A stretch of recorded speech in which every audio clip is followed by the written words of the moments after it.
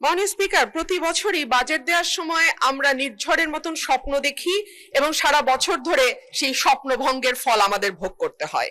মাননীয় স্পিকার, এই বাজেটে ব্যয় ধরা হয়েছে 9,38,000 কোটি টাকা, আয় মাত্র 6,95,000 কোটি টাকা, ঘাটতি 2,43,000 কোটি টাকা। এটুকু হলেই হতো মাননীয় স্পিকার, কিন্তু আয় 6,95,000 কোটি টাকা যে লক্ষ্যমাত্রা ধরা হয়েছে সেটা কোনো বছরই এই আয় রাজস্ব আদায় করা যায় না। ফলে যেটা হয়, ঘাটতি বাড়তেই থাকে এবং সেই ঘাটতির জন্য আমরা দেশি বিদেশি ঋণ কিংবা বিনিয়োগের উপর নির্ভর করি।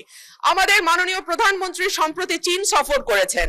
আমি আপনার মাধ্যমে মাননীয় স্পিকার, আমি জানতে চাই চীনের কাছ থেকে আমাদের ঋণের কোনো আশ্বাস আমরা পেয়েছি কিনা, পেয়ে থাকলে সেই ঋণের আশ্বাসের পরিমাণ কত, কিংবা বাংলাদেশে তারা কোনো বিনিয়োগ করবে কিনা এরকম কোনো আশ্বাস এসছে কিনা সেটাও আমি আপনার মাধ্যমে জানতে চাইছি। মাননীয় স্পিকার, আমাদের পররাষ্ট্রমন্ত্রীকে যখন সাংবাদিকরা এই সংক্রান্ত প্রশ্ন করেছিলেন, তিনি বেশ সরাসরি উত্তর না দিয়ে অস্বস্তির সঙ্গে বলেছিলেন যে আমরা কি কেবলমাত্র চাইতে গেছি ভিক্ষার ঝুলি হাতে?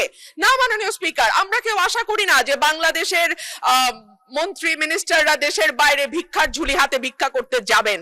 তবে একই সঙ্গে বাস্তবতার ব্যাপারে চোখ বন্ধ করে থাকলেও তো হবে না, কারণ আমাদের ঘোষিত ঘাটতি হচ্ছে 2,43,000 কোটি টাকা এবং সেই একই সঙ্গে গত 4 বছর ধরে বাংলাদেশে চলমান উচ্চ মূল্যস্ফীতি, অর্থনৈতিক প্রবৃদ্ধির মন্থর গতি, বেসরকারি বিনিয়োগের স্থবিরতা, রাজস্ব আহরণে বড় ঘাটতি, খেলাপি ঋণের বৃদ্ধি, ব্যাংকের তারল্য সংকট, জ্বালানি সরবরাহে অব্যাহত সীমাবদ্ধতা ইত্যাদির মুখোমুখি চলছি আমরা।